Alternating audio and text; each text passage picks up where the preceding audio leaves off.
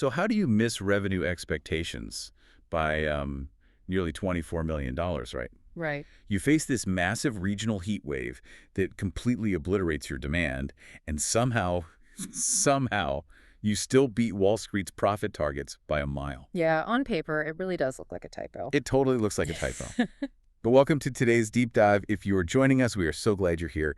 Today, we are exploring a stack of financial documents for Suburban Propane Partners, or SPH. And this is a nearly century-old traditional fuel distributor. Exactly. We've got their Q2 2026 earnings report, the call transcript, and their Form 10Q, all dated May 7, 2026. And the mission today for you listening is to really understand how this legacy industrial company is navigating this modern gauntlet.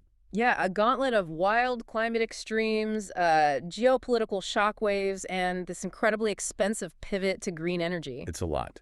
And getting back to those numbers, they reported an earnings per share beat of $2.06. Which topped expectations by 8 cents. Right. Profit is up. Yet their top-line revenue just cratered to $551.2 million against an expected $575 million. So, okay, let's unpack this. Because to figure out how a company grows its bottom line while its top line is shrinking, we have to look at the ground-level reality of their winter heating season. Right, the physical mechanics of the business. You can't just look at the spreadsheet. You have to look at the weather. Yeah, and CEO Michael Stivala, he called this quarter a tale of two halves, which is honestly the perfect way to describe it. It really is. Because the weather across the United States essentially just fractured into two completely opposing extremes. It decoupled the geographical demand for propane. Exactly. So if you look at the eastern half of the U.S., they endured some of the most sustained, harsh winter storms we've seen in recent years. Freezing cold. Yeah, temperatures tracked about 3% colder than the prior year, and naturally that drove a corresponding 3% increase in their propane volume in those eastern territories. People needed to heat their homes. But then, you pan over to the western half of the country, and the climate narrative completely flips. Oh, totally. The West experienced near-record warmth. Like, temperatures were 22% warmer than normal. Wow. And 17% warmer than the prior year. That is a massive anomaly, and it triggered a 10% volume drop out west. People just weren't turning on the heat. Right. So when you aggregate those two extremes together, their total retail propane gallons sold for the quarter ended up completely flat. Just flat. Yeah, 161.6 million gallons. Zero growth in physical volume. It's kind of like if you were running a national lemonade stand, right? Okay, I like this. And half your customer base is trapped in this insane blizzard demanding hot cocoa, while the other half is just baking in a heat wave and wants ice. How do you even efficiently move your resources under those conditions? Well, what's fascinating here is the operational resilience it takes to actually manage that. Flat volume on a spreadsheet suggests stability, but physically, in the real world, it represents total chaos. Yeah, moving stuff around is hard. Exactly. SPH operates on this hyperlocal model. So when demand spiked in the east during those severe blizzards, they couldn't just rely on their local eastern infrastructure to handle the stress. It would have broken. It would have. So they physically redeployed resources. We're talking trucks, personnel, delivery assets. They pulled them from their dormant western territories and drove them directly into the freezing east. That is an immense logistical flex. I mean, it makes me think of dynamic load balancing on a power grid. Oh, that's a great comparison. Right, where operators route electricity from quiet sectors over to high-demand sectors to prevent a blackout. But here, SPH is doing it with physical, heavy machinery. And hazardous materials. Yes, hazardous material, human drivers. They are literally pulling routing capacity from a sunny street in Arizona and injecting it into a blizzard in upstate New York. I mean, the operational friction of managing all those DOT regulations, the cross-state logistics. The localized terminal storage. Yeah, during a weather crisis. Yeah. That is massive. And that operational flexibility, that is their defining structural advantage over smaller, localized competitors. Because the smaller guys just can't do that. Right. A regional independent propane guy in upstate New York cannot magically conjure extra delivery trucks when a historic blizzard hits. Their localized supply chain just snaps. Wow. But SPH, because of that national footprint, they treat their local assets as this fluid, interconnected network. So they just absorb the geographic friction. They met the surging Eastern demand without shattering their cost structure. Which is the key, right? Exactly. It's the first variable in how they maintain their profitability. Okay, but this brings us back to the central paradox of this whole deep dive. They held their physical volume flat at 161.6 million gallons through this sheer logistical maneuvering. But if volume was flat, why did revenue drop by nearly $24 million? Well, for that, we have to transition from the physical weather map over to the commodity markets. Ah, right. The revenue miss is actually a direct byproduct of a massive domestic supply glut. A glut of propane. Yeah, during this quarter, U.S. propane inventories just swelled to 77 million barrels. Wait, 77 million? Just 77 million? That is 75% higher than the previous year. That's huge. And it's an astronomical 47% above the 5-year average. So the market was just structurally oversupplied. We had too much propane sitting around. Massively oversupplied. And the natural economic consequence of that 77 million barrel overhang is a cratering wholesale price. Right, basic supply and demand. Exactly. Average wholesale propane prices plummeted by 23% compared to the prior year. It settled down at about 69 cents per gallon. Okay, I see where this is going. Yeah, because SPH operates by acquiring propane at wholesale and then distributing it at retail, their top-line revenue is mathematically tethered to that underlying commodity price. Right. So even if they sell the exact same 161.6 million gallons, that lower wholesale cost basis drags down the total retail revenue they generate. Okay, so the top line shrinks purely because the underlying commodity is just cheaper to acquire. Yes. But I actually want to push back on the pricing dynamics here for a second. Okay, go ahead. Because if domestic inventories are just bursting at the seams at 77 million barrels, why did the call transcript explicitly note this violent spike in spot prices right at the very end of the quarter? Ah, yeah. Because they reported spot prices jumping from the mid-60-cent range up to the 90-cent range in just a matter of weeks. And they cited the conflict in Iran and the Middle East disrupting global energy markets. They did, yeah. But mechanically, and this is what I want you listening to think about, if our own domestic tanks are overflowing, right? If we're 47% above the 5-year average, why does a conflict half a world away cause domestic spot prices to jump almost 50%? It's a great question, and it highlights this severe disconnect between physical domestic supply and global speculative pricing. Okay, explain that. Well, propane is not a localized, isolated market. It's a globally traded energy commodity. So the spot price you see on the terminal screen, that doesn't represent the physical reality of the tank sitting in Texas today. Oh. Yeah, it represents the global financial market's anxiety regarding future supply chains. Oh, I see. So when geopolitical volatility occurs in the Middle East, commodity traders instantly price in the mathematical risks of global shipping disruptions or embargoes or regional supply destruction. So the paper market just panics. Exactly. The paper market overrides the physical market. The futures market goes into backwardation or contango based on perceived future scarcity, and that drags the domestic spot price up with it, entirely divorced from the physical reality of those 77 million barrels sitting safely in U.S. storage. That is wild. The financial anxiety basically overrides the physical reality. Precisely. And this is where SPH's management executed incredibly well. Because think about it. They were trapped between a 23% drop in wholesale prices, which was dragging down their top-line revenue, Right. and this sudden, violent 50% spike in spot prices threatening their acquisition costs going forward. The total squeeze. But despite that volatility, they actively managed their end customer pricing. They actually expanded their propane unit margins. Yeah, they expanded their unit margin by 3 cents per gallon, which is a 1.7% increase. And when a company is moving 161.6 million gallons in a single quarter, an extra 3 cents of margin on every single drop, that flows entirely to the bottom line. Yeah, that margin expansion is the engine behind the EPS beat. By insulating their spread from the underlying commodity volatility, their total gross margins, excluding non-cash mark-to-market adjustments, of course, actually increased to $345.1 million. Why? They engineered profit growth out of a shrinking revenue pool just by mastering the spread.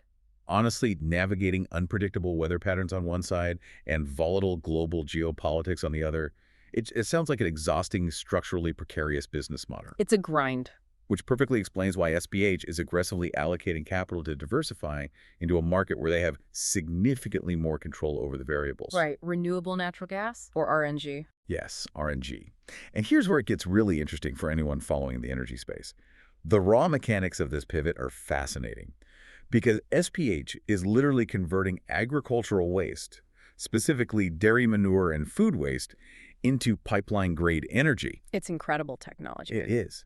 Their anaerobic digester facility in Stanfield, Arizona, reported a 16% sequential jump in D3 RNG injections this quarter, and it was up more than 12% year over year. Yeah, generating the physical gas is impressive, but, the physical MMBTU is really only a fraction of the value proposition in the RNG sector right now. Right. The real money is elsewhere. Exactly. The true financial catalyst is the monetization of environmental attributes, specifically production tax credits. The PTCs. The regulatory landscape finally solidified for them, didn't it? It did. Following the implementation of the Inflation Reduction Act's Section 45Z, compounded by the newly signed One Big Beautiful Bill Act. OBBA. Yeah, OBBA, which extended those credits through 2029, that legislative framework provided the certainty SPH needed to start booking the value. And they booked a lot. They recognized $3.5 million in PTCs in this quarter alone, turning cow manure into federal tax credits. Yeah. It's like modern alchemy. It really is. And let's break down that $3.5 million, because it reveals the timing of these credits. About $2.7 million was actually a catch-up adjustment for calendar year 2025. Okay. While the remaining $800,000 was specifically generated in the first quarter of fiscal 2026. Got it. These tax credits function essentially as synthetic high-margin revenue. They fundamentally alter the unit economics of an RNG facility. Making it way more profitable. Exactly. And SPH is rapidly expanding their footprint to capture more of this. They're bringing 2 new facilities online in the second half of 2026, one in upstate New York and a gas upgrading system in Columbus, Ohio. And combined, those are going to add, what, 200,000 MMBTU of annual production capacity? Right, to their platform. But, the challenge with RNG, and I think you listening might be wondering this too, is its highly fragmented nature. You aren't just tapping into some massive centralized natural gas reserve in Texas. No, not at all. You are dealing with hundreds of small, isolated dairy farms and localized digesters. It just seems incredibly difficult to achieve operational scale when your generation points are scattered all across rural agricultural zones. Yeah, which is precisely why the CEO emphasized this concept of suburbanizing the platform. Suburbanized? Yeah, this is the strategic crux of their entire RNG pivot. Suburbanizing means taking a century of logistics, safety protocols and operational routing that they developed in the traditional, highly regulated fossil fuel space. Driving all those propane trucks around. Exactly, and mapping that expertise onto the fractured RNG market. Because many new entrants into RNG are purely financial aggregators, or maybe tech startups. They lack the physical infrastructure to efficiently move the gas from an isolated farm to the central pipeline grid. They don't have the trucks. They don't have the trucks, they don't have the drivers.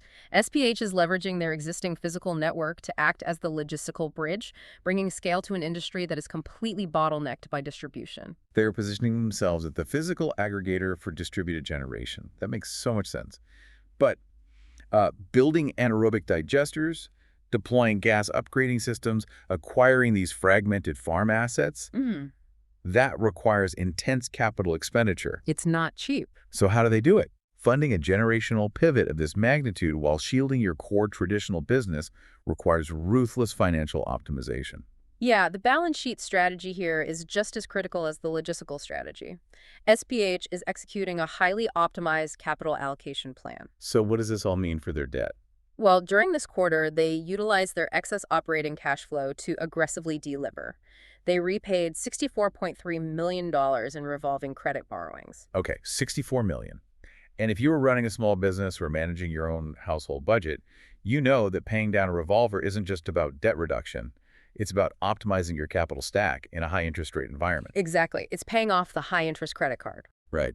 And by clearing that revolving credit, they improve their leverage ratio down to a highly manageable 4.34x. And they achieved that 4.34x leverage ratio while keeping their core profitability incredibly stable. Their adjusted EBITDA, which is the vital metric for operating cash flow in this sector, remained flat year over year at $175.3 million. Generating $175 million in EBITDA on completely flat physical volume. That demonstrates extreme operational leverage. It does. The core legacy business is functioning exactly as it needs to. It's a reliable, highly efficient cash engine. An engine that is simultaneously funding the green transition without requiring them to issue dilutive equity shares. Right. They aren't going back to the market asking for more money. Exactly. Their total growth capex specifically allocated for the RNG platform hit $90 million year to date. So they're heavily funding the R&D and the physical build-out of their future state. They're paying down debt to secure the balance sheet, and they're still delivering returns to their investors. Yeah, they maintain their quarterly distribution to unit holders at 32.5 cents per unit, which translates to an annualized rate of $1.30. And crucially, the coverage ratio on that distribution stands at a robust 2.2x, Right. generating more than double the cash required to service the dividend payout. That signals immense security to the institutional investors who are holding those units. Absolutely. And, if we connect this to the bigger picture, Suburban Propane is approaching its 100-year anniversary in 2028. 100. Yeah. We're observing a company deliberately managing a generational transition rather than just optimizing for a single quarterly earnings call. Right, they're playing the long game. They are utilizing the predictable, cash-heavy legacy propane business to organically self-fund a capital-intensive renewable energy platform, and they're executing this without sacrificing their investor distributions or over-leveraging their balance sheet. It really is a masterclass in strategic capital allocation and operational execution. Let's quickly recap the mechanics of what we've explored in this deep dive. Whoa. We started with a weather whiplash, examining how SPH utilized dynamic hyperlocal load balancing to move physical trucks across the country, keeping their retail volumes perfectly flat even as regional demand just collapsed out west. Right. Then we analyzed the global commodity markets, breaking down how they expanded their unit margins by 3 cents per gallon to beat EPS estimates, entirely bypassing that 23% collapse in wholesale prices and the sudden geopolitical spikes in spot prices. Squeeze. Yeah, the squeeze. Then we mapped their strategy of suburbanizing the RNG market, turning fragmented agricultural waste into high-margin environmental tax credits through the IRA and OBBA. The modern alchemy. Exactly. Yeah. And finally, we unpacked their optimized capital stack, balancing $90 million in green capex with $64 million in debt reduction and a strong 2.2x distribution coverage ratio. It is a formidable combination of legacy infrastructure and modern financial engineering. It really is. And, this analysis brings up an adjacent concept that I think warrants deeper examination for the listener. Well, we continually focus on generation technology when discussing the energy transition, right? Yeah. We look for better solar panel efficiency or better battery chemistry or more advanced digesters. Sure, the tech side of it. Yeah, but SPH's strategy highlights that the true bottleneck of the green transition isn't generation. It is distribution. Distribution. Yeah. If legacy distributors like SPH successfully master the aggregation and transport of highly decentralized energy sources like RNG, they cease to be mere fuel delivery companies. Right. They effectively transform into decentralized, hyper-localized micro-utilities, and they possess the ultimate economic moat. They already own the last-mile physical delivery network. Wow.